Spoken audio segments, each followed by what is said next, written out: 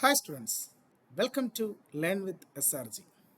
അപ്പോൾ നമ്മളിന്ന് നോക്കാൻ പോകുന്നത് നമ്മുടെ 2025 CGL എക്സാം സീരീസിൻ്റെ ഭാഗമായിട്ട് കഴിഞ്ഞ CGL എക്സാമിന് നമുക്ക് ചോദിച്ചിട്ടുള്ള ഹിസ്റ്ററിയുമായി ബന്ധപ്പെട്ട ക്വസ്റ്റ്യൻസും അതുമായി ബന്ധപ്പെട്ട് നമുക്ക് ഈ വരുന്ന എക്സാമിന് എന്തൊക്കെ ചോദിക്കുമെന്നുള്ളത് നോക്കാം. ഇത് നമ്മുടെ പാർട്ട് 2 ആണ്. ഓൾറെഡി നമ്മൾ ഹിസ്റ്ററിയുടെ തന്നെ ഒരു പാർട്ട് 1 കഴിഞ്ഞ CGL തന്നെ ചോദിച്ച 10 ക്വസ്റ്റ്യൻ അടങ്ങുന്ന പാർട്ട് 1 നമ്മൾ ചെയ്തിരുന്നു. നമ്മൾ പാർട്ട് 2 ആണ് നമുക്ക് നോക്കാൻ പോകുന്നത്. സോ എന്തൊക്കെ ചോദ്യങ്ങളാണ് ലാസ്റ്റ് ഇയർ നമുക്ക് CGL എക്സാമിന് ഹിസ്റ്ററിയുമായി ബന്ധപ്പെട്ട് ചോദിച്ചുള്ളത് നമുക്ക് നോക്കാം. സോ എൻ്റെ പാർട്ട് 2ലേക്ക് നമുക്ക് പോയാലോ. ഏതൊക്കെയാണ് ക്വസ്റ്റ്യൻസ് എന്ന്. ഫസ്റ്റ് ചോദ്യം, in which of the following years did Mahatma Gandhi lead the Satyagraha and hunger strike for the first time in India? നമ്മുടെ മഹാത്മാഗാന്ധിജിയുമായി ബന്ധപ്പെട്ട ഒരു ക്വസ്റ്റ്യൻ ആണ് ഇത്. ആക്ച്വലി CGLൻ്റെ ടയർ 2 ചോദിച്ച ചോദ്യമാണ് കേട്ടോ. ടയർ 2 ചോദ്യമാണ്. കഴിഞ്ഞ CGLൻ്റെ ടയർ 2 ചോദിച്ചതാണ്.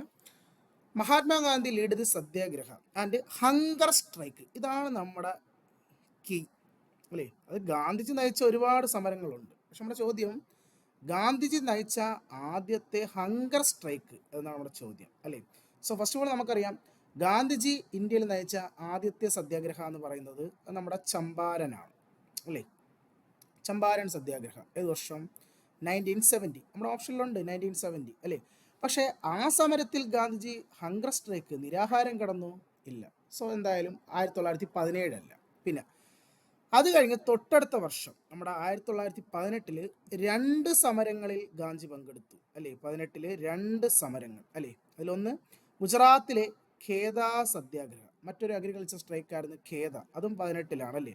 ഇനി അതേ 18 ഗാന്ധി പങ്കെടുത്ത വേറൊരു സമരമാണ് അഹമ്മദാബാദ് മിൽ സ്ട്രൈക്ക് അല്ലേ. നമ്മുടെ അഹമ്മദാബാദ് മിൽ സമരം ഏത് വർഷം? 1918 അല്ലേ.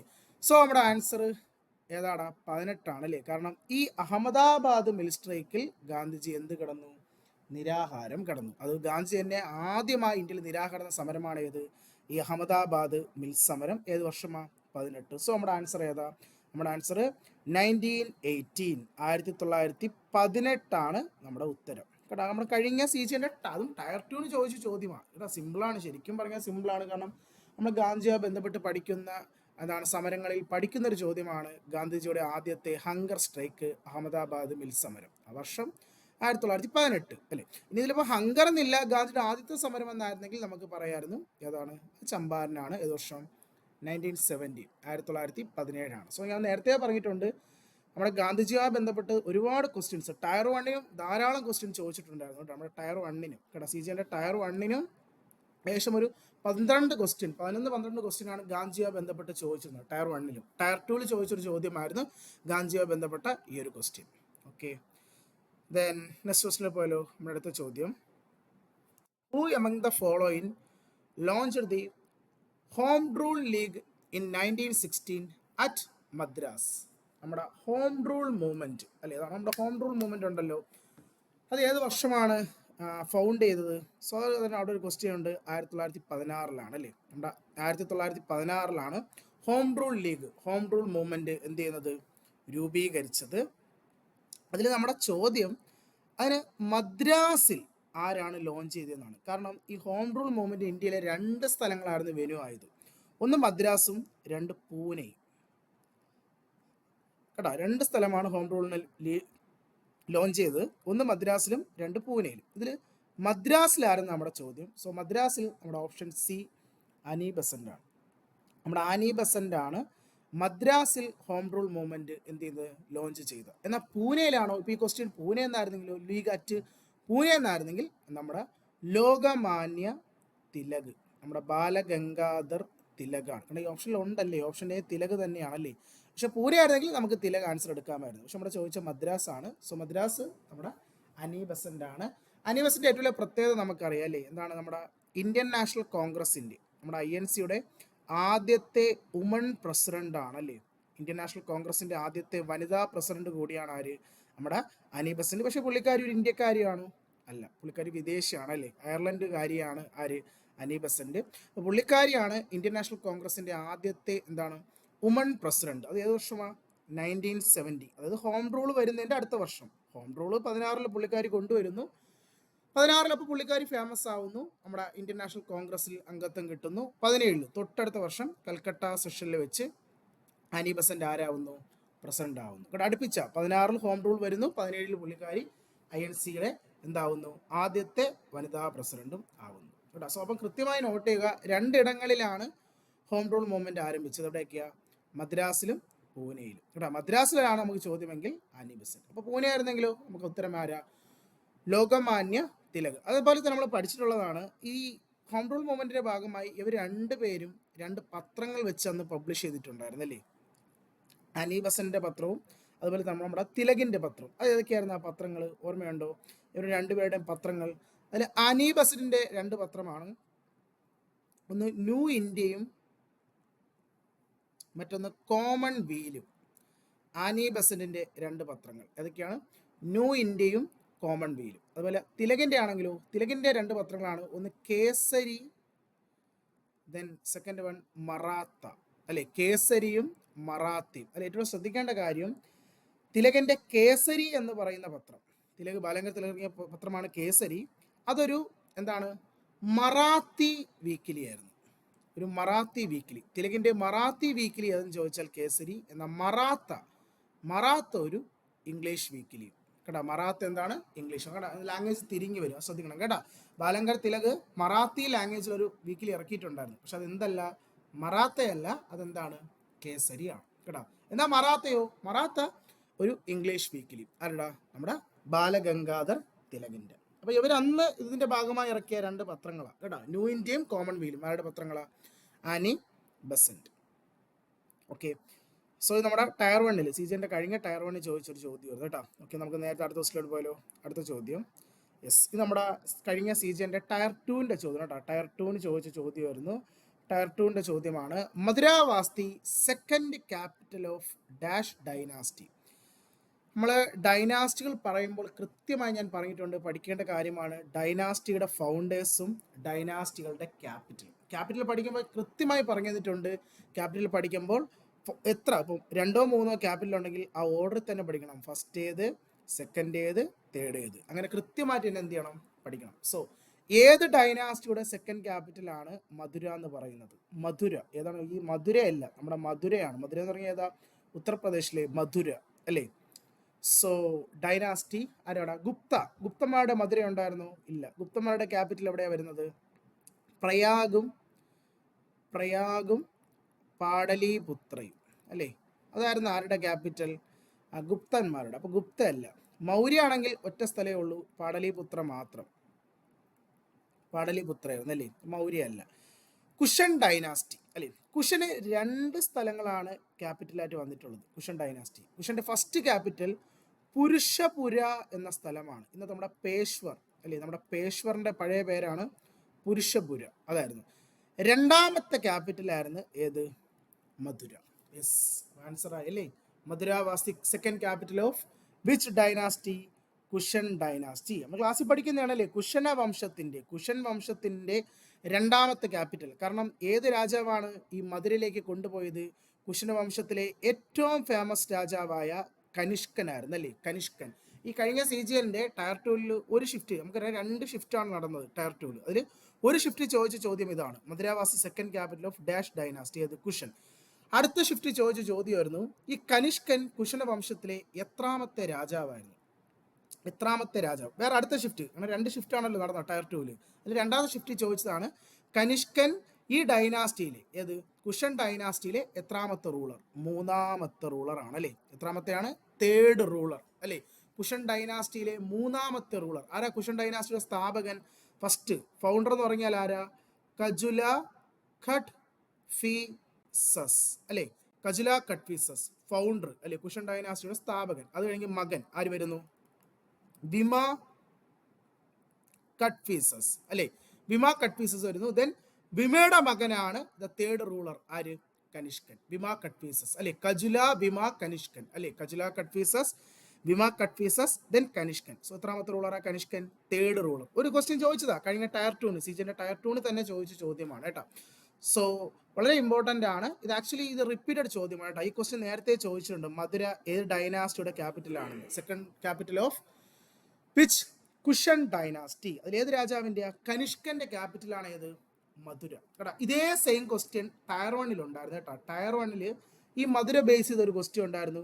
മധുര സ്കൂൾ ഓഫ് ആർട്ട് എന്ന് പറയുന്ന ആർട്ട് തുടങ്ങി വെച്ച ഇന്ത്യൻ റൂളർ ആര്? ഇത് ടയർ 1 ചോദ്യമാണ്. ടയർ 1 ചോദ്യം ഉണ്ടായിരുന്നു CGL Mathura school of art എന്ന് പറയും. നമ്മുടെ ഗാന്ധാര ആർട്ട് അല്ലേ, നമ്മുടെ ഗാന്ധാര ആർട്ടാണ് അവരെങ്ങനെ ചോദിച്ചത്? മധുര സ്കൂൾ. കാരണം ഗാന്ധാര ആർട്ട് തുടങ്ങിയത് ആരാ? കനിഷ്കനാണ് അല്ലേ. അതിനെ അവർ ചോദിച്ചൊരു ചോദ്യമാണ്, മധുര സ്കൂൾ ഓഫ് ആർട്ട് തുടങ്ങിയത് ആരാണ്? ആര്? കുഷൻ എന്ന് പറഞ്ഞാൽ കഴിഞ്ഞ CGL ടയർ 1 ടയർ 2 ചോദിച്ച ഒരു ഭാഗമായിരുന്നു ഏത്? ഈ കുഷൻ ഡൈനാസ്റ്റി എന്ന് പറയുന്നത്. സോ കൃത്യമായും ഫൗണ്ടർ പഠിച്ചു വയ്ക്കുക. ആരാണ് സ്ഥാപകൻ? കജുല കഡ്ഫീസസ്, ദെൻ വിമ കഡ്ഫീസസ്, ദെൻ കനിഷ്കൻ. കേട്ടാ, ഇവരുടെ ഫസ്റ്റ് ക്യാപിറ്റൽ പുരുഷപുരയായിരുന്നു. രണ്ടാമത്തെ ക്യാപിറ്റലാണ് ഏത് സ്ഥലം? മധുര എന്ന് പറയുന്നത്. ഓക്കെ, ദെൻ അടുത്ത ക്വസ്റ്റിലോട്ട് പോയാലോ. അടുത്ത ചോദ്യം, who was the commander of Akbar to lead the Mughal army in the battle of Haldighati? നമ്മുടെ ഹൽഡിഗഡ് യുദ്ധം, ഇത് ബാറ്റിൽ ഓഫ് ഹൽഡിഗഡ് ഏത് വർഷോടാ? ഹൽഡിഗഡ് 1576 അല്ലേ. നമുക്കറിയാം അതിൽ നമ്മുടെ അക്ബർ ആയിരുന്നു അല്ലേ ഒരു സൈഡിൽ അല്ലേ. അക്ബർ VS ആര? ഹൽഡിഗഡ്. അക്ബറും രജപുത്രയിലെ മഹാറാണ പ്രതാപും തമ്മിൽ അല്ലേ. അക്ബറും മഹാറാണ പ്രതാപും തമ്മിലായിരുന്നു ഏത് യുദ്ധം? ഹൽഡിഗഡ് യുദ്ധം. ഏത് വർഷം? 1576. പക്ഷെ നമ്മുടെ ചോദ്യം അതൊന്നുമല്ല. നമ്മുടെ ചോദ്യം എന്താ? Who was the commander of Akbar? അക്ബറിന് ഈ യുദ്ധത്തിൽ നയിച്ചത്, അക്ബറിന്റെ സൈനിക തലവൻ ആരെന്നാണ് ചോദ്യം അല്ലേ. ഓപ്ഷൻസ് നോക്കടാ. ബൈറാൻ ഖാൻ അല്ലേ. ഈ ബൈറാൻ ഖാൻ എന്ന് പറയുന്നത് അക്ബറിന്റെ സൈനിക തലവൻ തന്നെയായിരുന്നു അല്ലേ. അതായത് ആദ്യം നമ്മുടെ അക്ബറിന്റെ ജീവിതത്തിലെ ആദ്യത്തെ യുദ്ധമായിരുന്നു 1556 രണ്ടാം പാനിപ്പത്ത് യുദ്ധം അല്ലേ. നമ്മുടെ സെക്കൻഡ് പാനിപ്പത്ത്. ആരൊക്കെ തമ്മിൽ? അക്ബർ VS ഹെമു അല്ലേ. അക്ബറും ആദിൽ ഷായുടെ മന്ത്രിയായ ഹേമചന്ദ്രൻ അഥവാ ഹെമുവും തമ്മിൽ നടന്ന യുദ്ധം 1556. അന്ന് ആ യുദ്ധം നയിച്ചത് ആരായിരുന്നു? അക്ബർ. അന്ന് ചെറിയ പ്രായമായിരുന്നു അല്ലേ. അക്ബറിന് അന്ന് 13-14 വയസ്സേ ഉള്ളൂ. അപ്പം അന്ന് അക്ബറിന് വേണ്ടി ആ യുദ്ധം നയിച്ചത് ബൈറാൻ ഖാനാണ്. പക്ഷേ നമ്മുടെ ചോദ്യം ഹൽഡിഗഡാണ്, 20 വർഷങ്ങൾക്ക് ശേഷമുള്ള ഹൽഡിഗഡ് അല്ലേ, സെക്കൻഡ് പാനിപ്പത്ത് അല്ല. അപ്പം സെക്കൻഡ് പാനിപ്പത്ത് ആയിരുന്നെങ്കിൽ നമുക്ക് പറയായിരുന്നു അക്ബറിന്റെ കമാൻഡർ ബൈറാൻ ഖാനാണ്. പക്ഷെ പിന്നീട് എന്താ സംഭവിച്ചത്? ബൈറാൻ ഖാനും അക്ബറും തമ്മിൽ തെറ്റും അല്ലേ, തെറ്റും. പിന്നെ അതിനുശേഷം അക്ബറിന്റെ നവരത്നത്തിൽ അല്ലെ, അക്ബറിന്റെ കോട്ടിന്റെ പേരാണ് നവരത്ന. ആ നവരത്നത്തിൽ അക്ബറിന്റെ സൈനിക തലവൻ ആരായിരുന്നു? അക്ബറിന്റെ ബ്രദറിൻ ലോ അല്ലെ, അക്ബറിന്റെ ഭാര്യയുടെ സഹോദരൻ കൂടിയായ രാജാ മാൻസിംഗ് ആയിരുന്നു അക്ബറിന്റെ എന്താണ് സൈനിക തലവൻ. അപ്പം ഹൽഡിഗഡ് യുദ്ധം നയിച്ചത് ആരാണ്? രാജാ മാൻസിംഗ്. കേട്ടോ, അക്ബറിന്റെ ബ്രദറിൻ ലാ കൂടിയാണ് കേട്ടോ, അക്ബറിന്റെ ഭാര്യയുടെ സഹോദരൻ കൂടി, നമ്മുടെ ജോധയുടെ ബ്രദർ കൂടിയാണ് ആര്? രാജാ മാൻസിംഗ്. അദ്ദേഹമാണ് നവരത്നത്തിൽ അക്ബറിന്റെ സൈനിക തലവൻ. പുള്ളിയാണ് നമ്മുടെ ഈ ഹൽഡിഗഡ് യുദ്ധം 1576 അക്ബറിന് വേണ്ടി നയിച്ചത്. പക്ഷെ നമ്മുടെ ചോദ്യം ഇപ്പം രണ്ടാം പാനിപ്പത്ത് ആയിരുന്നെങ്കിൽ നമുക്ക് പറയാം ആരാണ്? ബൈറാൻ ഖാനാണ്. അത് 1556. ഓക്കെ, സോ നല്ലൊരു ചോദ്യം കേട്ടോ, നല്ലൊരു വെറൈറ്റി ചോദ്യമായിരുന്നു ഇത്. ഓക്കെ, ദെൻ അടുത്ത ദിവസത്തിലോട്ട് പോയാലോ. അടുത്ത ചോദ്യം, how many times has the Ganga river mentioned in the Rigveda? Okay, നമ്മുടെ വേദകാലഘട്ടത്തിൽ നിന്ന് ചോദിച്ച ചോദ്യമാണ് അല്ലേ. നമുക്കറിയാം നോർമലി 4 വേദങ്ങളാണ് നമുക്കുള്ളത്. അതിൽ ഏറ്റവും പഴക്കം ചെന്ന വേദം അല്ലേ, ഏറ്റവും ഓൾഡസ്റ്റ് വേദ ഏതെന്ന് ചോദിച്ചാൽ ഏതാണ്? അത് ഋഗ്വേദമാണ്. വേദങ്ങളിൽ ഏറ്റവും പഴക്കം ചെന്ന വേദം ഋഗ്വേദമാണ്. ഈ ഋഗ്വേദത്തിൽ നമ്മുടെ ഗംഗാ നദിയെ പറ്റി എത്ര തവണ മെൻഷൻ ചെയ്തിരിക്കുന്നു എന്നാണ് ചോദ്യം. ഓക്കെ, സോ ഇവിടെ ഗംഗാ നദിയെ പറ്റി ഒരൊറ്റ തവണ മാത്രമാണ് ഋഗ്വേദത്തിൽ മെൻഷൻ ചെയ്തിരിക്കുന്നത് കേട്ടോ. നല്ലൊരു ചോദ്യം കേട്ടോ, ഒരു റെയർ ചോദ്യമായിരുന്നു കേട്ടോ. ഗംഗാ നദിയെ പറ്റി എത്ര തവണയാണ് ഋഗ്വേദത്തിൽ മെൻഷൻ ചെയ്തത്? എത്ര തവണയാണ്? ഒരൊറ്റ തവണയാണ് ഗംഗാ നദിയെ പറ്റി എന്ത് ചെയ്യുന്നത്? ഇതിൽ മെൻഷൻ ചെയ്യുക. ഏതിൽ? ഋഗ്വേദത്തിൽ കേട്ടോ. വേദങ്ങളിൽ ഏറ്റവും പഴക്കം ചെന്ന വേദമാണ് ഏത്? ഋഗ്വേദം എന്ന് പറയുന്നത്. എത്ര വട്ടം? ഒരൊറ്റ തവണ മാത്രമാണ് ഗംഗാ നദിയെ പറ്റി അതിൽ മെൻഷൻ ചെയ്തിരിക്കുന്നത്. ഓക്കെ, ദെൻ അടുത്ത സ്റ്റോട്ട് പോയാലോ. അടുത്ത ചോദ്യം, in which of the following year was the quit India movement launched? നമ്മുടെ ക്വിറ്റ് ഇന്ത്യ സമരം ഒരുപാട് തവണ ചോദിച്ചുള്ള ഒരു വർഷമാണ് ക്വിറ്റ് ഇന്ത്യയുടെ സമരത്തിന്റെ വർഷം. സോ 1942 അല്ലേ. സിമ്പിൾ, നമ്മൾ ഒരുപാട് വട്ടം ഡിസ്കസ് ചെയ്തിട്ടുണ്ട്. ക്വിറ്റ് ഇന്ത്യ സമരം ലോഞ്ച് ചെയ്തത് 1942 ഓഗസ്റ്റ് 9 ക്വിറ്റ് ഇന്ത്യ സമരം ആരംഭിച്ചത് കേട്ടോ. ഓഗസ്റ്റ് 9 ആക്ച്വലി ഓഗസ്റ്റ് 8-നാണ് അതിൻ്റെ റെസൊല്യൂഷൻ എന്ത് ചെയ്യുന്നത്, പാസ് ചെയ്തത് അല്ലേ. INC-യുടെ ഏത് സെഷൻ, ബോംബെ സെഷനിൽ വെച്ച്, ഇന്ത്യൻ നാഷണൽ കോൺഗ്രസിൻ്റെ ബോംബെ സെഷനിൽ വെച്ച് 1942 ഓഗസ്റ്റ് 8-ന് എൻ്റെ റെസൊല്യൂഷൻ പാസ് ചെയ്യുന്നു. ഓഗസ്റ്റ് 9-ന് എന്ത് ചെയ്യുന്നു, ക്വിറ്റ് ഇന്ത്യ സമരം ആരംഭിക്കുക. അതുകൊണ്ടാണ് നമ്മൾ ക്വിറ്റ് ഇന്ത്യയുടെ മറ്റൊരു പേര് അല്ലെ, ക്വിറ്റ് ഇന്ത്യ സമരത്തിന് മറ്റൊരു പേര് നമ്മൾ കഴിഞ്ഞ ഒരു ക്വസ്റ്റിൽ ചെയ്ത് കാണല്ലേ, ഏതാണ്, ഓഗസ്റ്റ് ക്രാന്തി മൂവ്മെന്റ് എന്നും പറയും അല്ലെ. Quit India movement is also known as എന്താണ്, ഓഗസ്റ്റ് ക്രാന്തി മൂവ്മെന്റ് അല്ലെ. ഏത് വർഷം, 1942. ഡേറ്റ് ഉൾപ്പെടെ പഠിച്ചോ. ഓഗസ്റ്റ് 9-നാണ് സമരം ആരംഭിച്ചത് ഓഗസ്റ്റ് 9-ന്. അണ്ടർ ദി ലീഡർഷിപ്പ് ഓഫ് ആരാ, ഗാന്ധിജി അല്ലേ. ക്വിറ്റ് ഇന്ത്യ സമരം നയിച്ചതാരാണ്, നമ്മുടെ ഗാന്ധിജി ആണല്ലേ. ഗാന്ധി ഈ ഒരു സമരത്തിൽ പറഞ്ഞ കോട്ട്സ് ആണ് ഡു ഓർ ഡൈ അല്ലേ. ഡു ഓർ ഡൈ എന്ന് ഗാന്ധി പറഞ്ഞത് ഏത് ആ സമരത്തിലൂടെയായിരുന്നു, ക്വിറ്റ് ഇന്ത്യ സമരത്തിൽ ഗാന്ധി മുന്നോട്ട് വെച്ച ഒരു കോട്ട്സ് ആണ് ഏത്, ഡു ഓർ ഡൈ എന്ന് പറയുന്നത്. ഓക്കെ, ദെൻ അടുത്ത ക്വസ്റ്റിലോട്ട് പോയാലോ. നമ്മുടെ അടുത്ത ചോദ്യം, who among the following was the founder of Indian association in Bengal. നമ്മുടെ ബംഗാളിൽ ആരംഭിച്ച ഒരു പ്രധാനപ്പെട്ട ഒരു സംഘടനയാണ് ഈ ഇന്ത്യൻ അസോസിയേഷൻ. അതിൻ്റെ സ്ഥാപകൻ ആരെന്നാണ് ചോദ്യം. ആക്ച്വലി നിങ്ങൾ 3 സംഘടനകൾ വേണം ഇന്ത്യൻ അസോസിയേഷൻ എന്ന പേരിൽ പഠിച്ചു വെക്കേണ്ടത്. 3 സംഘടന അല്ല. ആദ്യത്തെയാണ് ബ്രിട്ടീഷ് ഇന്ത്യൻ അസോസിയേഷൻ, നമ്മുടെ ആദ്യത്തെ സംഘടന കേട്ടോ. ഏതാണ്, ബ്രിട്ടീഷ് ഇന്ത്യൻ അസോസിയേഷൻ കേട്ടോ. ഈ സംഘടന രൂപീകരിച്ച വർഷം 1851, 1851 രൂപീകരിച്ച സംഘടനയാണ് ബ്രിട്ടീഷ് ഇന്ത്യൻ അസോസിയേഷൻ. അതിൻ്റെ ഫൗണ്ടർ എന്ന് പറഞ്ഞാൽ ദേബേന്ദ്രനാഥ് ടാഗോർ ആണ് കേട്ടോ. ഏതാണ്, ദേബേന്ദ്രനാഥ് ടാഗോർ. ഏത്, ബ്രിട്ടീഷ് ഇന്ത്യൻ അസോസിയേഷൻ. അടുത്ത് രണ്ടാമത്തെ ഒരു സംഘടനയാണ്, ബ്രിട്ടീഷിൽ ഞാൻ മാറ്റുന്നു പുതിയൊരു വേർഡ് ആഡ് ചെയ്യുന്നു, ഈസ്റ്റ് ഇന്ത്യ അസോസിയേഷൻ. അടുത്ത രണ്ടാമത്തത് ഏതാണ്, ഈസ്റ്റ് ഇന്ത്യ അസോസിയേഷൻ. ഇത് രൂപീകരിച്ച വർഷം 1866, 1866. അതിൻ്റെ സ്ഥാപകൻ നമ്മുടെ ദാദാബായി നവറോജി ആണ്. ആരാണ്, ദാദാബായി നവറോജി. എവിടെയാണെന്നറിയോ, എസ്പെഷ്യലി ഈ സംഘടന രൂപീകരിച്ച സ്ഥലം നോട്ട് ചെയ്യുക. ഈ സംഘടന രൂപീകരിച്ച സ്ഥലം ലണ്ടനിലാണ്. ലണ്ടനിൽ ദാദാബായി നവറോജി ആരംഭിച്ച സംഘടനയാണ് ഈസ്റ്റ് ഇന്ത്യ അസോസിയേഷൻ കേട്ടോ. British India Association Debendranath Tagore കൽക്കട്ടയിലാണ് കേട്ടോ, കൽക്കട്ടയിലാണ് രൂപീകരിച്ചത്. ഇനി മൂന്നാമത്തെയാണ് നമ്മുടെ ഈ സംഘടന, ഈ ഓപ്ഷൻ ക്വസ്റ്റ്യൻ കിടക്കുന്ന ഇന്ത്യൻ അസോസിയേഷൻ എന്ന സംഘടന. ഇന്ത്യൻ അസോസിയേഷൻ രൂപീകരിച്ച വർഷം 1876. നേരത്തെ 66 ആണെങ്കിൽ 10 വർഷം കഴിഞ്ഞ് 76 ഇന്ത്യൻ അസോസിയേഷൻ കൽക്കട്ടയിലാണ്. ഇതിന്റെ സ്ഥാപകൻ എന്ന് പറയുന്നത് നമ്മുടെ ഓപ്ഷൻ സി സുരേന്ദ്രനാഥ് ബാനർജിയാണ്. ആരാണ്, സുരേന്ദ്രനാഥ് ബാനർജി. അതിൻ്റെ കൂടെ മറ്റൊരാൾ കൂടി ഉണ്ടായിരുന്നു, സുരേന്ദ്രനാഥ് ബാനർജിയും നമ്മുടെ ആനന്ദ മോഹൻ ബോസും ചേർന്നു.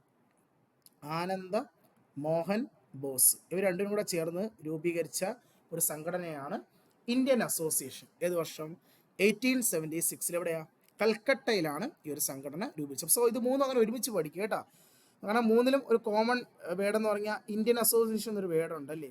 So Indian Association, British Indian Association, East India Association, then Indian association.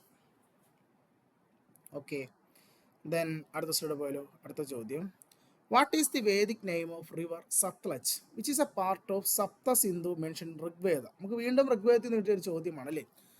നമ്മുടെ ഋഗ്വേദത്തിൽ സപ്ത സിന്ധു എന്ന് പരാമർശിക്കുന്നുണ്ട് അല്ലേ. അതായത് വേദകാലഘട്ടത്തിൽ ഈ ആര്യന്മാർ വന്ന് ജീവിച്ചത് സപ്ത മീൻസ് 7 അല്ലേ. ദ ലാൻഡ് ഓഫ് 7 റിവർ, 7 നദികൾ അല്ലേ. ആ 7 നദികൾ ആരൊക്കെയാണ് നമുക്ക് ആദ്യം എഴുതാം. ആരൊക്കെയാണ് 7 നദികൾ? ഒന്ന് നമ്മുടെ ഇൻദസ് നദിയാണ് അല്ലേ, ഇൻദസ് അല്ല സംസ്കൃതത്തിൽ നമ്മൾ എന്തെന്ന് പറയും, സിന്ധു എന്ന് പറയും. 1. 2 നമ്മുടെ സരസ്വതി നദി, നമ്മുടെ ഇൻവിസിബിൾ റിവർ അല്ലെ, ഇന്ന് ഭൂമിയുടെ അടിയിൽ കൂടിയൊക്കെ ഒഴുകുന്ന സരസ്വതി നദി. പിന്നെ പറഞ്ഞ നമ്മുടെ 5 നദി എന്ന് പറയുന്നത് നമ്മുടെ പഞ്ചനദികളാണ്. അതായത് ചിനാബ്, ജലം, then 5th one Sutlej, then 6th one Ravi, then 7th one Beas. ഇവരാണ് സപ്ത സിന്ധുകൾ കേട്ടോ. നമ്മുടെ ടയർ 1-ൽ ചോദിച്ചൊരു ചോദ്യമാണ് കേട്ടോ. നമ്മുടെ ടയർ 1-ൽ ചോദിച്ചൊരു ചോദ്യമായിരുന്നു, സപ്ത സിന്ധുവിൽ പെടാത്തത് ആരാണ്? സോ ഈ 7 നദികളാണ് സപ്ത സിന്ധുവിൽ വരുന്നത്. ഇനി സപ്ത സിന്ധുവിൽ ഈ സത്ലജ്, അതായത് നമ്മുടെ ഇപ്പോൾ ഇവിടെ കണ്ടില്ലേ, ഇതൊക്കെ എന്ന് പറഞ്ഞാൽ നമുക്കറിയാം വേദത്തിൻ്റെ ലാംഗ്വേജ് എന്താ, സംസ്കൃതമാണ്. അപ്പോൾ നമുക്ക് ഇവിടെ ഇപ്പോൾ ഇൻഡസിനെ നമ്മൾ എഴുതിയിരിക്കുന്നത് എന്താ, സംസ്കൃതത്തിൽ സിന്ധു എന്നാണ്. അതുപോലെ ഈ 5 നദികൾക്കും സംസ്കൃതത്തിൽ ഓരോ പേരുണ്ട്. അതിൽ സത്ലജിൻ്റെ പേരെന്തെന്നാണ് നമ്മുടെ ചോദ്യം. ഓക്കെ, അപ്പോൾ ഞാൻ പറഞ്ഞുതരാം. ഇതിൽ നമ്മുടെ ബിയാസ് നദിയുടെ സംസ്കൃത പേരാണ് ബിപാസ് എന്ന് പറയും. വിപാസ, അങ്ങനെ ഓർത്താൽ മതി. ബിയാസ്, ബിപാസ്, ആ ടൂണി ഓർത്താൽ മതി. രവി ഒരു പുരുഷന്റെ പേരല്ലേ, പരുഷ്ണി. ആരാണ്? പരുഷ്ണി. കേട്ടാ, രവി ഒരു പുരുഷന്റെ പേരാണ്. അപ്പൊ പരുഷ് എന്ന് പറയാം. പരുഷ്ണി ആരാണ്? രവി. ഇനി സത്ലജിന്റെ ആദ്യത്തെ 3 ലെറ്റർ എന്താ? SUT എന്നാണ്. അപ്പൊ നമ്മൾ സംസ്കൃതത്തിൽ എഴുതുമ്പോഴും അങ്ങനെ നമുക്ക് എഴുതാം, SUT. സുധുത്രി എന്ന് പറയും, അല്ലെങ്കിൽ സുഷുദ്രി, അല്ലെ, സുഷുദ്രി. സോ നമ്മുടെ ചോദ്യം അതല്ലേ, സത്ലജ്. നോക്കടാ, എസ് തുടങ്ങുന്ന ഏതാ? അസക്കിനി, സുധുത്രി, വിദസ്ത, പരുഷ്ണി. ആൻസർ സു അല്ലേ, ഓപ്ഷൻ ബി, സുധുത്രി. നമ്മുടെ ആൻസർ ആയി അല്ലേ. നമ്മുടെ ആൻസർ ഓപ്ഷൻ ബി ആണ്. സിമ്പിളാ കേട്ടാ. സത്ലജിന്റെ ആദ്യത്തെ 3 ലെറ്റർ അത് നമ്മൾ ഓർത്താൽ മതി, SUT. സോ ഇവിടെ നമ്മൾ നോക്കിയാൽ മതി SUT, ഇവിടെ വെച്ചിട്ടിറങ്ങുന്നേ ഉള്ളൂ, സുധുത്രി അല്ലെങ്കിൽ സുഷുദ്രി. കേട്ടാ. സോ ഇനി ബാക്കി കൂടെ എഴുതിയാലോ. ജലത്തിന്റെ പേരാണ് വിദാസ്ത എന്ന് പറയും. ജലം, അതുകൊണ്ടല്ലേ ഓപ്ഷൻ സി, ജലം അല്ലെ, വിദാസ്ത. ദെൻ ചിനാബാണ് നമ്മുടെ അസിക്കിനി എന്ന് പറയുന്നത്. ചിനാബ്, ഓപ്ഷൻ എ അല്ലെ, ചിനാബ്, അസിക്കിനി. പരുഷ്ണി ആരാ? പുരുഷൻ, രവി അല്ലെ. സോ കണ്ട, ഇത് റിപ്പീറ്റഡ് ചോദ്യമാണ്. ഇതിനു മുമ്പും CGL എക്സാമിന് ഈ ക്വസ്റ്റ്യൻ എന്ത് ചെയ്തിട്ടുണ്ട്, നേരത്തെ 2023, 2024 ചോദിച്ചിട്ടുണ്ടായിരുന്നു. സോ ഇനിയും റിപ്പീറ്റായി ചോദിക്കാം. സപ്തസിന്ധുക്കളുടെ പേരുകൾ അല്ലെങ്കിൽ സംസ്കൃത പേരുകൾ കൃത്യമായി നോട്ട് ചെയ്ത് പഠിക്കുക. ഓക്കെ, ഇതിനടുത്ത സ്റ്റെപ്പ് പോയല്ലോ. അടുത്ത ചോദ്യം, who among the following was the founder of Bahishkrit Hitakarini Sabha? കേട്ടാ, ബഹിഷ്കൃത് ഹിതകാരണി സഭയുടെ സ്ഥാപകൻ ആരാണ്? ഓക്കെ, സോ വളരെ ഇമ്പോർട്ടൻ്റ് ആണ്. ബഹിഷ്കൃത് ഹിതകാരണി സഭയുടെ സ്ഥാപകൻ എന്ന് പറയുന്നത് നമ്മുടെ ഡോക്ടർ BR അംബേദ്കർ ആണ്. നമ്മുടെ അംബേദ്കർ ആരംഭിച്ച ആദ്യത്തെ സംഘടന കൂടിയാണ് ഇത്, ഈ ബഹിഷ്കൃത് ഹിതകാരണി സഭ. 1924 ബോംബെയിലാണ് ഈ ഒരു സംഘടന ആരംഭിച്ചത്, അംബേദ്കർ. അത് നോട്ട് ചെയ്തു കേട്ടോ, കാരണം ഈ വർഷം ചോദിക്കാൻ ചാൻസ് ഉണ്ട്. വർഷം കേട്ടോ, ഏത് വർഷം? 1924 ബോംബെയിലാണ് അംബേദ്കർ ഏത് സംഘടന? ബഹിഷ്കൃത് ഹിതകാരണി സഭ. അത് അംബേദ്കറിന്റെ തന്നെ ആരംഭിക്കുന്ന ആദ്യത്തെ സംഘടന കൂടിയാണ്. അംബേദ്കർ ആരംഭിക്കുന്ന ഫസ്റ്റ് സംഘടന ഏതെന്ന് ചോദിച്ചാൽ നിങ്ങൾക്ക് പറയാം ഏതാണ്? ബഹിഷ്കൃത് ഹിതകാരണി സഭ. ഏത് വർഷം? 1924 ബോംബെ. അതുപോലെ 1924 അംബേദ്കർ ആരംഭിച്ച മറ്റൊരു മൂവ്മെന്റ് ഉണ്ട്, ഒരു പ്രസ്ഥാനം. ഏതാണ്? മഹർ മൂവ്മെന്റ് അല്ലേ. 1924 അംബേദ്കർ ആരംഭിച്ച ഒരു മൂവ്മെന്റ് ആണ്. ഏതാണ്? മഹർ പ്രസ്ഥാനം, മഹർ മൂവ്മെന്റ്. അത് ഏത് വർഷം ചോദിച്ചാൽ ഏത് വർഷമാണ്? 1924. അതേ 24 അംബേദ്കർ ആദ്യത്തെ ഒരു സംഘടന രൂപീകരിച്ചത്, ബഹിഷ്കൃത് ഹിതകാരണി സഭ എന്ന് പറയുന്നത്. കേട്ടോ, അംബേദ്കറുമായി ബന്ധപ്പെട്ട് നമുക്ക് കുറേ ക്വസ്റ്റ്യൻ കഴിഞ്ഞ ഒരു 4-5 വർഷമായിട്ട് SSCയുടെ CGL CSL എക്സാമിൽ ചോദിക്കുന്നുണ്ട് കേട്ടോ. സോ അതിൽ ഏറ്റവും പ്രധാനപ്പെട്ട ഒരു സംഘടനയാണ് ബഹിഷ്കൃത് ഹിതകാരണി സഭ. ഏത് വർഷം? 1924. എവിടെയാ? ബോംബെയിലാണ്. എവിടെയാണ്? ബോംബെ. അതേ വർഷം തന്നെയാണ് അംബേദ്കർ എന്താരംഭിച്ചത്? നമ്മുടെ മഹർ മൂവ്മെന്റ് ആരംഭിച്ചത്, മഹർ പ്രസ്ഥാനം. കേട്ടോ. ഓക്കെ, സോ നോട്ട് ചെയ്യുക. അംബേദ്കറുമായി ബന്ധപ്പെട്ട് കുറേ ക്വസ്റ്റ്യൻസ് ഇടയ്ക്കൊക്കെ ചോദിച്ചിട്ടുണ്ട്. സോ നോട്ട് ചെയ്യുക. നമ്മൾ കുറേ സീരീസിൽ തന്നെ നമ്മൾ കുറേ ക്വസ്റ്റ്യൻ നമ്മൾ ചെയ്തിട്ടുണ്ട്. ആ റിലേറ്റ് ചെയ്ത് അംബേദ്കറുമായി റിലേറ്റ് ചെയ്ത്. ഓക്കെ, ദെൻ അടുത്ത സ്റ്റേഡ് പോയാലോ. അടുത്ത ചോദ്യം, who among the following was the successor of king Bimbisara to the throne of Magadha? Okay, നമ്മുടെ ഏൻഷ്യന്റ് ഡൈനാസ്റ്റി ആണ് അല്ലേ, നമ്മുടെ മഗധ സാമ്രാജ്യം അല്ലേ. മഗധയിലെ ഫൗണ്ടർ അല്ലേ, അത് മഗധ നമുക്കറിയാം. മഗധയിൽ 3 വംശങ്ങളാണ് മഗധ സാമ്രാജ്യം ഭരിച്ചത്. ആരൊക്കെ? ഹരിയങ്ക ഡൈനാസ്റ്റി, ദെൻ രണ്ടാമത്തത് ശിശുനാഗ ഡൈനാസ്റ്റി, ദെൻ മൂന്നാമത്തത് നന്ദ ഡൈനാസ്റ്റി. ഇങ്ങനെ 3 വംശങ്ങളാണ് മഗധ ഭരിച്ചത്. അതിൽ ആദ്യത്തെ വംശമായിരുന്നു ഹരിയങ്ക. ഹരിയങ്കയുടെ ഫൗണ്ടർ ആയിരുന്നു ആര്? ബിംബിസാരൻ. അതായത് മഗധയിലെ ഫസ്റ്റ് റൂളർ ആര്? ബിംബിസാരൻ. നമ്മുടെ ചോദ്യം, ബിംബിസാറിന് ശേഷം അദ്ദേഹത്തിന്റെ പിൻഗാമി ആരാണ്? സോ ബിംബിസാറിനെ കൊന്നത് ആരായിരുന്നടാ? നമ്മൾ കഥയെ പഠിച്ചിട്ടുണ്ടല്ലേ. ബിംബിസാറിനെ കൊല്ലുകയായിരുന്നു. കൊന്നത് ആരാ? ബിംബിസാറിന്റെ സ്വന്തം മകൻ അല്ലേ, ബിംബിസാറിന്റെ സ്വന്തം മകൻ ആരെ കൊല്ലും? ബിംബിസാറിനെ കൊന്ന് എന്ത് പിടിച്ചെടുക്കും? ഡൈനാസ്റ്റി പിടിച്ചെടുക്കും. ആര്? ഓപ്ഷൻ ഡി, അജാതശത്രു അല്ലേ. ബിംബിസാറിനെ കൊന്ന ബിംബിസാറിന്റെ മകൻ ആര്? അജാതശത്രു. സോ ബിംബിസാറിന്റെ സക്സസർ ആരാടാ? അജാതശത്രു ആണ്. അജാതശത്രു അല്ലേ, അദ്ദേഹമാണ് ആർക്ക് ശേഷം? ബിംബിസാറിന് ശേഷം. ബിംബിസാറിനെ കൊന്ന ബിംബിസാറിന്റെ മകൻ. ഓക്കെ, then അടുത്ത question, who founded Kanva dynasty after the death of the last Sunga ruler അല്ലേ, അതായത് നമ്മുടെ സുംഗവംശത്തിലെ അവസാനത്തെ റൂളർ ആരെന്നറിയോ? ദേവഭൂതിയായിരുന്നു അല്ലെ. സുംഗവംശത്തിലെ ലാസ്റ്റ് റൂളർ ആരാണ്? ദേവഭൂതി അല്ലെ. ആ ദേവഭൂതിയെ കൊന്നത് ദേവഭൂതിയുടെ മന്ത്രിയായിരുന്നു അല്ലെ. അതിന്റെ പേരാണ് വാസുദേവ കൻവ എന്ന് പറയും. നമ്മൾ ക്ലാസ്സിൽ പഠിക്കുന്നതാണല്ലേ. സുംഗ ഡൈനാസ്റ്റിയിലെ ലാസ്റ്റ് റൂളർ ദേവഭൂതി, ദേവഭൂതിയെ കൊന്ന ദേവയുടെ മന്ത്രി ആര്? വാസുദേവ കൻവ. സോർത്ത ഡൈനാസ്റ്റി, കൻവ ഡൈനാസ്റ്റി, ഫൗണ്ടർ ആര്? വാസുദേവ കൻവ. സോ നമ്മുടെ ആൻസർ ഇതല്ലേ, ഹു ഫൗണ്ടഡ് കൻവ ഡൈനാസ്റ്റി? നോക്കടാ, പുഷ്യമിത്ര, കജുല കട്ട്, വാസുദേവ, മഹാപത്മനന്ദ. ആരാ? വാസുദേവ. ഓപ്ഷൻ സി അല്ലേ. ഈ പുഷ്യമിത്രയും ഒരു ഫൗണ്ടർ ആണല്ലേ. ഏത്? പുഷ്യമിത്ര സുംഗ അല്ലേ. സുംഗ ഡൈനാസ്റ്റിയുടെ സ്ഥാപകൻ ആര്?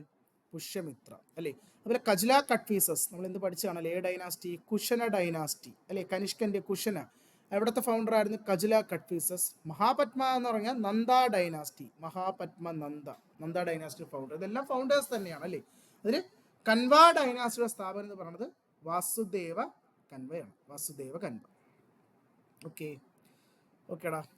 സോ ഈ ഒരു സീരീസിൽ ഞാൻ കഴിഞ്ഞ CGയിൽ ചോദിച്ച 10 ഹിസ്റ്ററി ചോദ്യമായിട്ടാണ് വന്നതല്ലേ. സോ ഞാൻ ഇതിൻ്റെ ഒരുപാട് പേരും ഇത് റിക്വസ്റ്റ് ചെയ്തിട്ടുണ്ട്. ഈ പറഞ്ഞ പോലെ എന്താണ് നമ്മുടെ സീരീസ് ഡെയിലി ഇടണമെന്ന്. ആക്ച്വലി എന്നെ കൊണ്ട് പറ്റുന്ന രീതിയിൽ ഞാൻ നിങ്ങൾക്ക് വേണ്ടി എന്ത് ചെയ്യുന്നുണ്ട്, ഈ കഴിഞ്ഞ എക്സാമിന് ചോദിച്ചുള്ള ചോദ്യങ്ങളും അതുമായി ബന്ധപ്പെട്ട കാര്യങ്ങളും കൃത്യമായി തന്നെ നിങ്ങൾക്ക് എത്തിക്കുന്നതാണ്. നിങ്ങൾ കൃത്യമായിട്ട് ഈ വീഡിയോകൾ കണ്ട് എന്ത് ചെയ്യുക, നോട്ട് ഉണ്ടാക്കി വെച്ച് പഠിച്ച് പോകുക കേട്ടോ.